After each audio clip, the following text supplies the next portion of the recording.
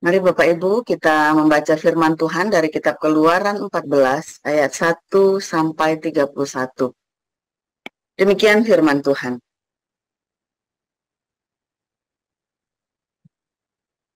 Berfirmanlah Tuhan kepada Musa demikian. Katakanlah kepada orang Israel supaya mereka balik kembali dan berkemah di depan Pi Hahirot antara Migdol dan laut, tepat di depan Baal Zephon. Berkemahlah kamu di tepi laut. Maka Firaun akan berkata tentang orang Israel, mereka telah sesat di negeri ini. Padang gurun telah mengurung mereka. Aku akan mengeraskan hati Firaun sehingga ia mengejar mereka, dan terhadap Firaun dan seluruh pasukannya, aku akan menyatakan kemuliaanku sehingga orang Mesir mengetahui bahwa akulah Tuhan. Lalu mereka berbuat demikian. Ketika diberitahukan kepada Raja Mesir bahwa bangsa itu telah lari, maka berubahlah hati Firaun dan pegawai-pegawainya terhadap bangsa itu. Dan berkatalah mereka, apakah yang telah kita perbuat ini? Bahwa kita membiarkan orang Israel pergi dari perbudakan kita? Kemudian, ia memasang keretanya dan membawa rakyatnya serta. Ia membawa 600 kereta yang terpilih. Ya, segala kereta Mesir, masing-masing lengkap dengan perwiranya. Demikianlah Tuhan mengeraskan hati Firaun, Raja Mesir itu, sehingga ia mengejar orang Israel.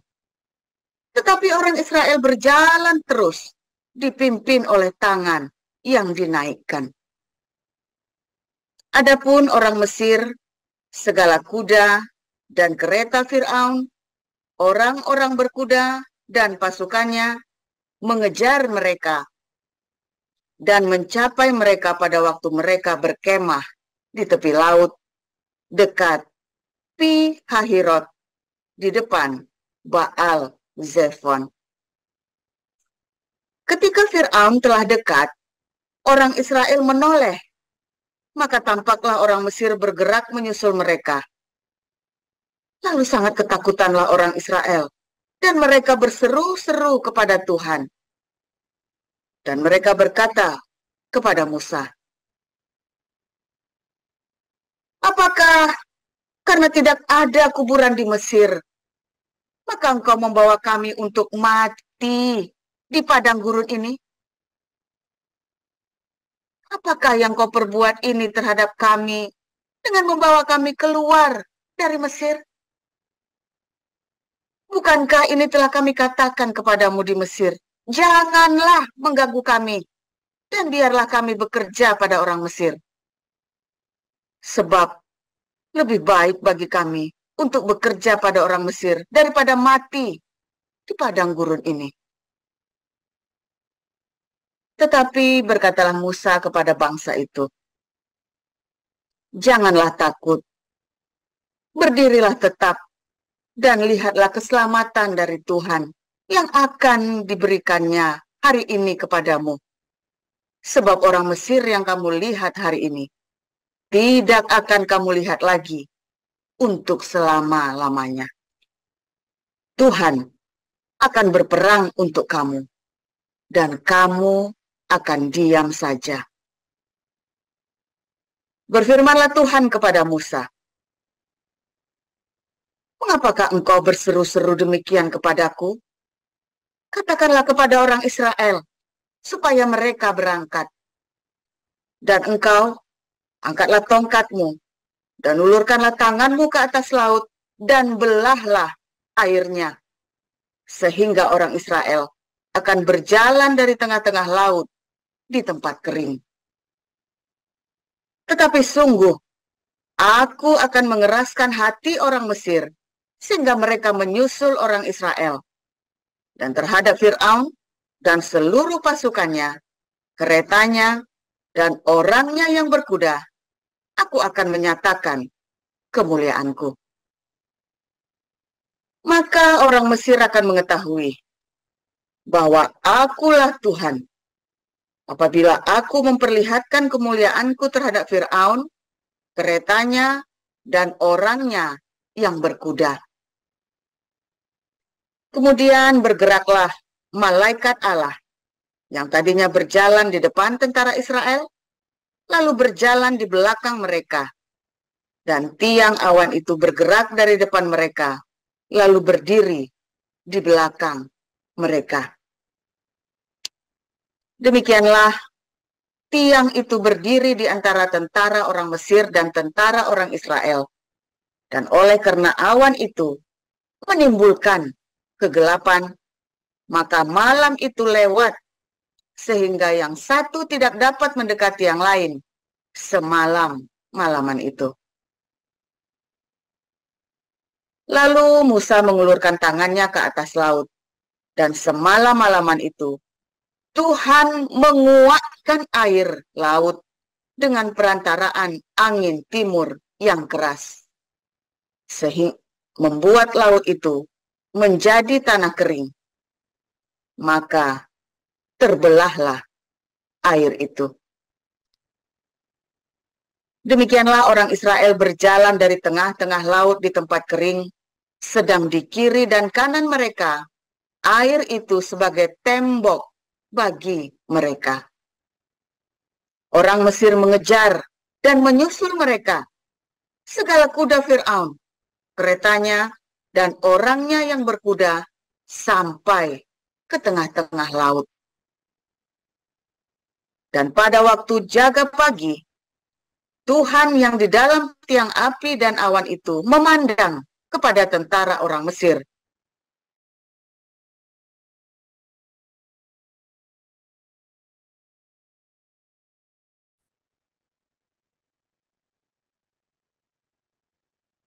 Ia membuat roda keretanya berjalan miring dan maju dengan berat, sehingga orang Mesir berkata, marilah kita lari meninggalkan orang Israel, sebab Tuhanlah yang berperang untuk mereka melawan Mesir. Berfirmanlah Tuhan kepada Musa, ulurkanlah tanganmu ke atas laut, supaya air berbalik meliputi orang Mesir, meliputi kereta mereka, dan orang mereka yang berkuda. Musa mengulurkan tangannya ke atas laut, maka menjelang pagi, berbaliklah air laut ke tempatnya. Sedang orang Mesir lari menuju air itu. Demikianlah Tuhan mencampakkan orang Mesir ke tengah-tengah laut. Berbaliklah segala air itu, lalu menutupi kereta dan orang berkuda dari seluruh pasukan Fir'aun yang telah menyusul orang Israel itu ke laut. Seorang pun tidak ada yang tinggal dari mereka.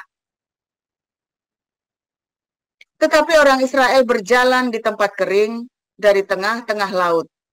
Sedang di kiri dan di kanan mereka, air itu sebagai tembok bagi mereka. Demikianlah pada hari itu Tuhan menyelamatkan orang Israel. Dan orang dari tangan orang Mesir. Dan orang Israel melihat orang Mesir mati, terhantar di pantai laut.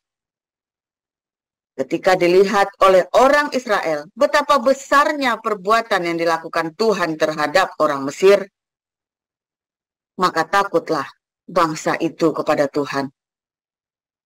Dan mereka percaya kepada Tuhan dan kepada Musa, hambanya itu. Demikian.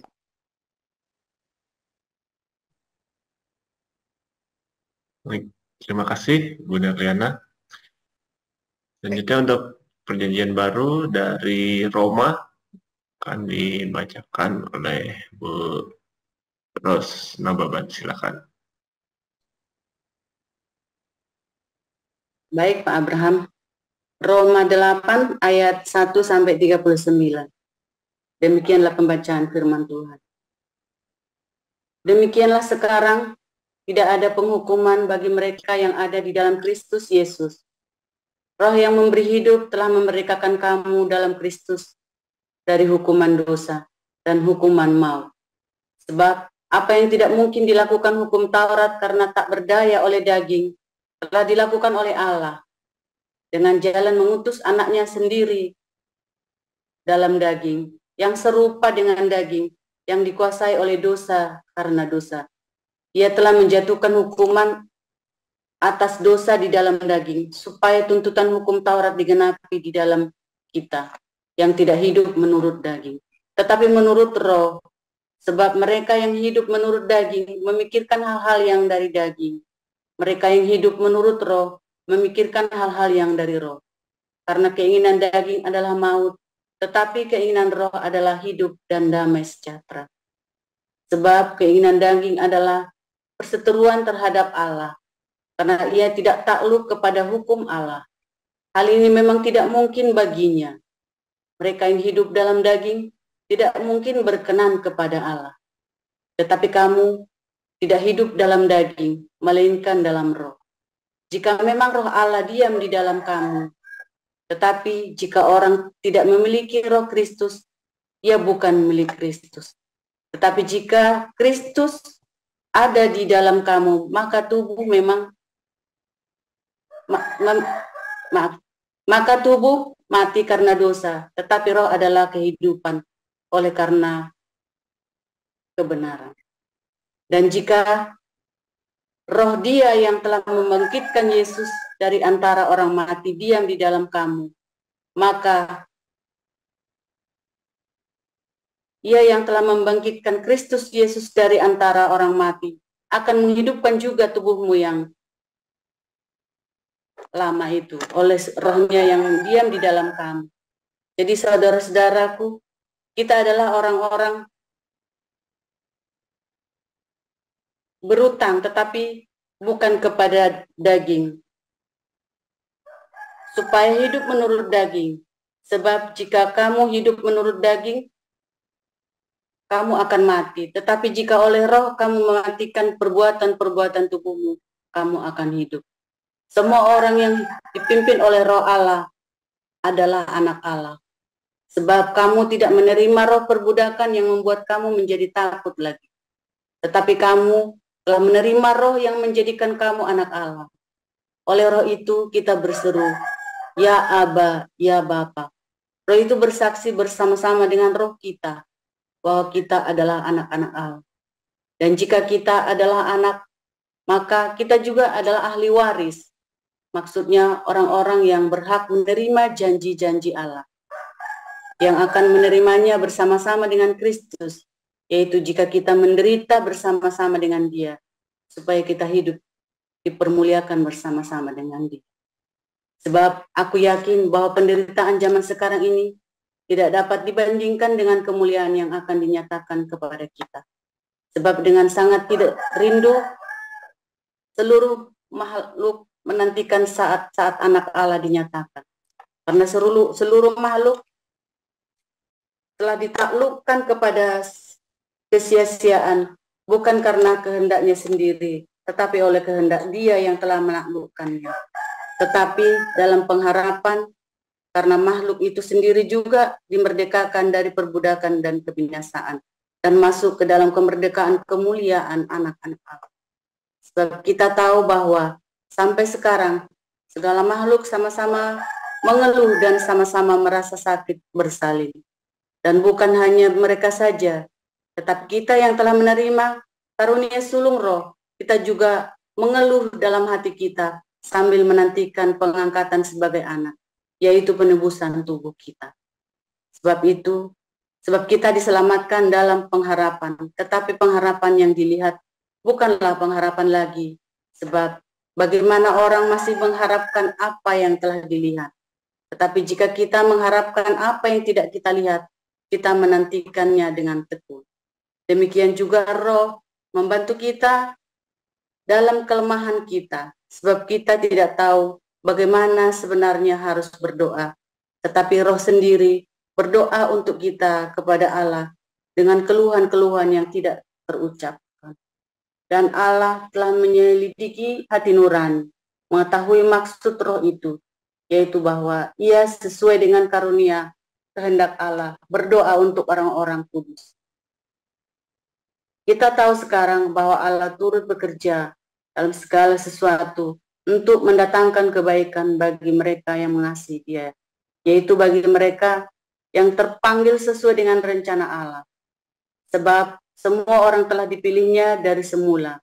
Mereka juga ditentukannya dari semula untuk menjadi serupa dengan gambaran anaknya, supaya anaknya itu menjadi yang sulung di antara banyak saudara. Dan mereka yang ditentukan dari semula, mereka itu juga dipanggilnya. Dan mereka yang dipanggilnya, mereka itu juga dibenarkannya. Dan mereka yang dibenarkannya, mereka itu juga dimuliakannya. Sebab itu, apakah yang akan kita katakan tentang semuanya itu? Jika Allah di pihak kita, siapakah yang akan melawan kita? Ia yang tidak menyayangkan anaknya sendiri, tetapi yang menyerahkannya bagi kita semua. Bagaimanakah mungkin ia tidak mengaruniakan segala sesuatu kepada kita bersama-sama dengan Dia? Siapakah yang akan menggugat orang-orang pilihan Allah? Allah yang membenarkan mereka. Siapakah yang akan menghukum mereka? Kristus Yesus yang telah mati? Bukan, tidak lagi. Yang telah bangkit, yang juga duduk di sebelah kanan Allah, yang malah menjadi pembela bagi kita. Siapakah yang memisahkan kita dari kasih Kristus? Penindasan, atau kesesakan, atau penganiayaan, atau kelaparan, atau ketelanjangan, atau bahaya, atau pedang. Seperti ada tertulis, oleh karena Engkau, kami ada dalam bahaya maut sepanjang hari. Kami telah dianggap sebagai domba-domba sembelihan. Tetapi dalam semuanya itu, kita lebih daripada orang-orang yang menang. Oleh Dia yang telah mengasihi kita. Sebab aku yakin bahwa baik maut maupun hidup, baik malaikat-malaikat maupun pemerintah-pemerintah, baik yang sekarang maupun yang akan datang, atau kuasa-kuasa, baik yang di atas maupun yang di bawah, ataupun semua makhluk lain, tidak akan dapat memisahkan kita dari kasih Allah yang ada dalam Kristus Yesus Tuhan kita. Demikian.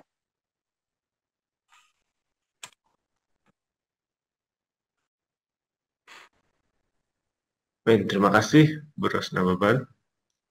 Kita akan mendengarkan renungan firman dari gembala kita, Pastor Paul, dengan tema kereta Mesir. Dipersilakan, Pastor Paul. Haleluya, firman Tuhan selalu baru setiap hari bagi kita semua yang menanti-nantikan Tuhan dengan tulus hati, sebab ketika kita hatinya nggak tulus, saudara, maka ayat Roma 8 ayat 28 ini nggak berlaku buat kita, saudara ya. Sebab apa? Tuhan menguji, menyelidiki hati manusia. Harus ada hati yang diselidiki dulu, dan hatinya itu aletheia, saudara, murni. Sebab banyak orang disuruh kepada Tuhan, tapi hatinya penuh dengan tipu muslihat. Hatinya tidak tulus, saudara. Lalu dia ngomong, Tuhan turut bekerja dalam segala sesuatu untuk mendatangkan kebaikan. Oh iya, kebaikan siapa? Kebaikan kita yang mengasihi Dia. Ada lanjutannya loh, saudara. Dan yang tahu hanya kamu dengan Tuhan. Ya, orang nggak tahu, siapa nggak tahu, saudara. Yang tahu hanya kita dengan Tuhan. Ketulusan hati kita mengasihi Tuhan apa enggak. Tetapi Tuhan menguji segala hati, Tuhan menyelidiki segala hati. Ya, orang-orang yang hatinya nggak lurus, nggak lempeng, maka Tuhan bekerja, ya, tetapi bukan buat kebaikan dia, tapi buat kebaikan orang yang mencari Tuhan dengan sungguh-sungguh. Serius, saudara, kamu pikir sembarangan mengklaim ayat buat dirimu sendiri? Nanti dulu. Tuhan menyelidiki segala hati manusia. Makanya saya selalu bilang aletheia, ayo aletheia yang murni, yang murni. Banyak sekali orang mencoba jajal, saudara ya. Aduh, saya bilang, Kemarin itu ada murtadin yang jadi mualaf lagi, saudara ya. Baru berapa hari, belum setahun, belum 10 tahun. Baru berapa hari ya, disehatkan lagi gara-gara dikasih duit, saudara ya. Ini murtadin dan mualaf gara-gara duit semua. Nah, yang konyol ini ya yang baptis dia. Kenapa dia bisa nggak tahu? Saya makanya hati-hati dengan calon baptisan.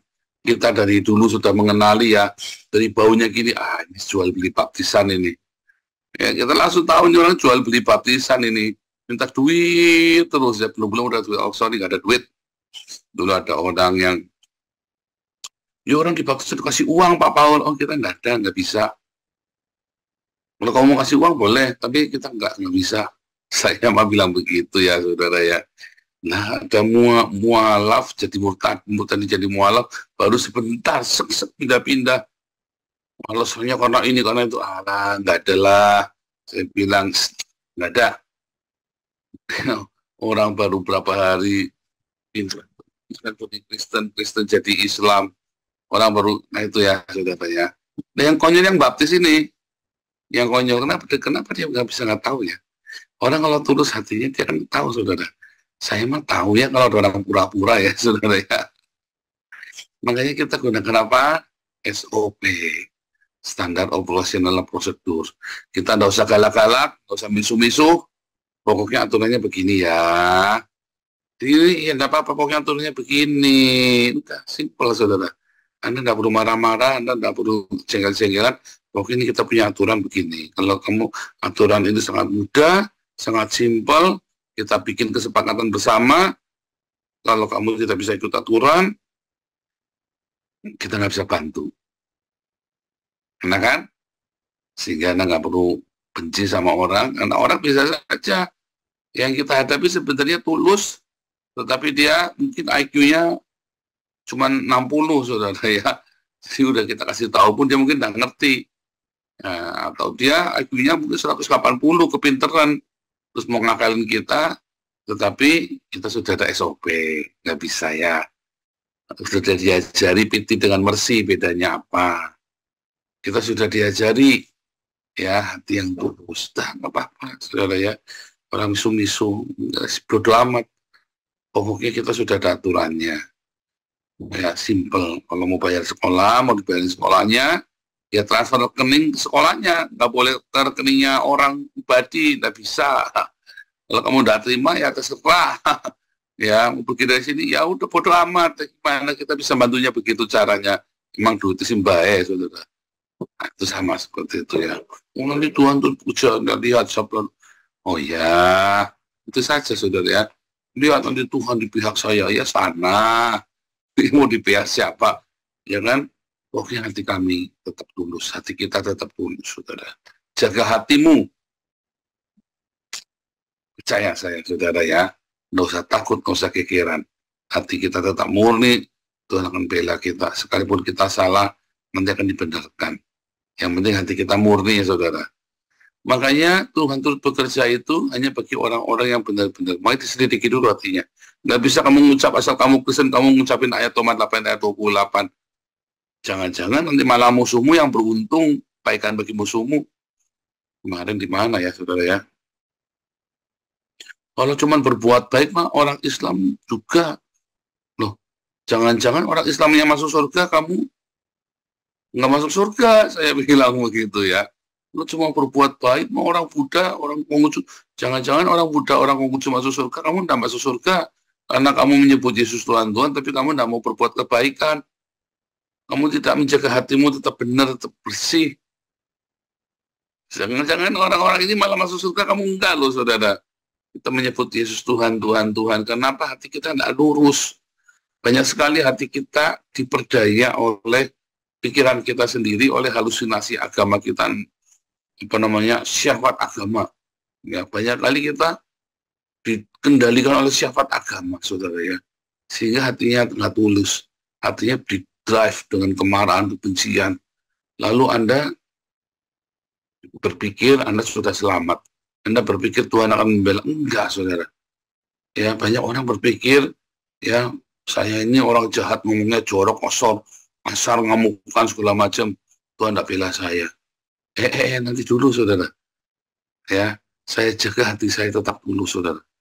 Ya, yang paling bahaya bagi hamba Tuhan apa saudara? Duit saudara. Bagi kita semua adalah uang yang paling berbahaya. Makanya saya bilang nggak mau pegang. Kita benar-benar bikin sistem, ya, sehingga tidak mungkin uang itu sampai ke saya. Tidak mungkin. Kita bikin sistem yang begitu bagus, saudara ya. Tidak sempurna, tetapi sistem itu membuat kita semua bisa bekerja. Tapi saya menjaga hati saya tetap tulus, saudara. Sehingga banyak orang nggak ngerti bahwa Tuhan suka sekali dengan ketulusan hati. Sincere. Ya, banyak orang pura-pura baik. Banyak orang pura-pura sopan. Banyak orang pura-pura ngomongnya di manis-manis. Ya, itu bukan teman saya, saudara ya. Kalau orang berteman sama saya, pasti orangnya sincere dan apa adanya. Kalau Anda berteman dengan saya, pasti kamu adalah orang-orang yang belak-belakan. Kalau kamu berteman dengan saya, kamu pasti orang yang hidupnya sederhana. Pasti kamu orang yang tidak dikendalikan oleh uang. Kalau kamu dikendalikan oleh uang, berteman dengan saya, biasanya nggak tahan, saudara. Biasanya nggak tahan, karena saya pun tidak urusan dengan uang. Selalu ya, banyak orang mengira. Lalu dia berusaha mencelakakan saya, dia pikir saya orang berdosa. Oh iya, saya memang orang berdosa. Tetapi saya sincere, tulus sama Tuhan. Sehingga ketika Tuhan menyelidiki hati saya, ya pokoknya ya inilah saya Tuhan, apa adanya. Makanya Tuhan terus bekerja dalam segala peristiwa. Bahkan musuh-musuh kita dibikin sengaja ngejar kita supaya dibinasakan. Musuh-musuh dibikin mengejar saya supaya Tuhan bisa membinasakannya dia dalam sekali tepuk. Dan supaya nyata pembedaan orang benar dengan orang tidak benar. Supaya nyata perbedaannya.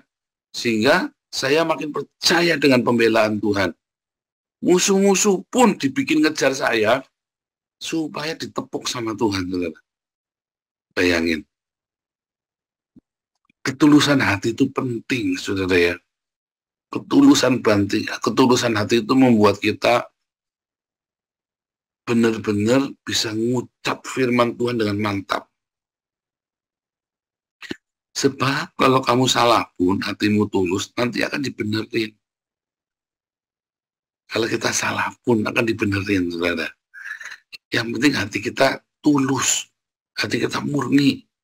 Ya, orang yang suci hatinya, dia bertemu dengan Allahnya. Ya, berbahagialah orang yang suci hatinya, orang yang murni, saudara, yang sincere. Dia akan bertemu, ya, orang yang aletheia, ya. Dia akan bertemu dengan Allahnya. Akulah jalan, akulah kebenaran, akulah jalan, akulah aletheia, akulah hodos, akulah aletheia, dan akulah zoe, saudara. Kalau kita aletheia, kita akan bertemu dengan kehidupan, kita bertemu dengan pencipta, saudara, dengan Tuhan sendiri. Karena aletheia, kalau kamu tidak aletheia, nggak bisa. Makanya hati yang murni, hati ya, itu adalah lagu lama, saudara, waktu persekutuan doa ya. Hati yang melekat kepadamu Tuhan, kau jagai dengan damai sejahtera. Hatinya harus melekat sama Tuhan. Kalau kamu tidak murni, kamu tidak bisa melekat sama Tuhan. Ya, karena hatimu sejahtera, nanti adem, saudara. Dalam konflik, dalam ribut angin topan badai, kamu bisa tenang. Karena hatimu melekat sama Tuhan. Bagaimana hatimu bisa melekat sama Tuhan kalau kamu tidak sincere, kalau kamu tidak murni? Jaga itu, kan? Ya, tak satu pun kuasa di bumi di surga yang dapat memisahkannya. Kalau kamu tidak sincere, kamu tidak bisa, saudara. Kalau kamu hatimu murni, mungkin kamu salah, mungkin kamu mengambil keputusan yang keliru, mungkin kamu sempat emosi, ya, dan bertindak konyol, tetapi hatimu murni. Tuhan jagai kamu, saudara. Ya, Tuhan pegang erat-erat tangan Tuhan. Karena hatimu melekat sama Tuhan, sincere. Ya, berbahagialah orang yang murni, yang suci hatinya. Karena dia akan melihat Allah. Yesus berkata, akulah jalan, akulah aletheia, dan akulah kehidupan. Ya, hatimu murni, maka hatimu melekat sama Tuhan, kamu dikasih dan mengasihi Allah, maka apapun, bahkan musuh-musuh pun mengejar kamu, ya, tenang saja, saudara. Tapi kalau kamu tidak murni, musuh kamu mengejar, kamu kirap-kirap, saudara. Kalau kamu tidak murni, musuh mau mengejarmu, kamu kirap-kirap, saudara. Jamin itu. Tapi kalau hatimu murni, kamu tahu kamu salah, Tuhan, tolong Tuhan, aku udah bikin salah. Karena hatimu murni, Tuhan kasihan sama kamu, saudara. Karena hati kita polos sama Tuhan. Ya sudahlah, asal on lu, kata Tuhan. Tapi udahlah, ya gimana ya. Coba Anda kalau punya anak ya, polos itu ya, on-onnya dia, artinya polos, saudara. Mesti kita bela, saudara. Ya, Tuhan Yesus memberkati.